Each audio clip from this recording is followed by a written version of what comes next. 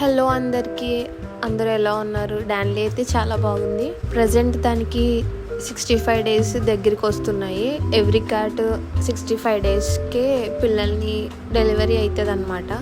So kittens బయటకు వచ్చేటప్పటికి దాని స్టమక్ మీద ఉన్న నిప్పుల్స్ మీద ఉన్న హెయిర్ అయితే రిమూవ్ చేస్తాము. ఎందుకంటే దీనికి ఫెదర్ ఎక్కువ ఉంది కదా, సో దానివల్ల పిల్లలు పాలు తాగడానికి ఇబ్బంది అవుతుంది కదా, అందుకని చెప్పి నేను ఆ హెయిర్ని ఎలా రిమూవ్ చేస్తున్నాను అన్నది ఈ వీడియో.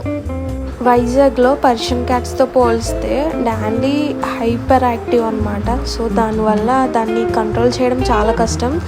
నేను దానికి హెయిర్ కట్ చేయడానికి చాలా టైం తీసుకున్నాను. అంటే చాలా కేర్ఫుల్గా, నా బ్యాక్ అంతా పెయిన్ వచ్చేసింది. దాన్ని ఒక్క చేత్తో హ్యాండిల్ చేయలేము. చాలా యాక్టివ్గా ఉంటుంది క్యాట్. అసలు నా పర్షియన్ క్యాట్స్తో పోల్చుకుంటే సైబీరియన్ చాలా యాక్టివ్ అనమాట.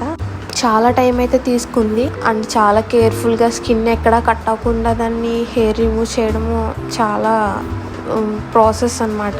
సో ఆ వీడియో అంతా దీంట్లో నేను పోస్ట్ చేశాను. సిజర్ ఎక్కువ టైం తీసుకుంటుందని నేను ట్రిమ్మర్తో ట్రై చేశాను, బట్ అది భయపడిపోతుంది అనమాట ఆ ట్రిమ్మర్ సౌండ్కి. కొంచెం ట్రై చేసి మళ్ళీ ఇంకా సిజర్తోనే స్టార్ట్ చేశాను. ట్రిమ్మర్ సౌండ్కి వాష్రూమ్కి వెళ్ళిపోయింది. సుసు పోసేసి లిటన్కి వెళ్ళిపోయి చాలా ఇబ్బంది పెట్టేసింది.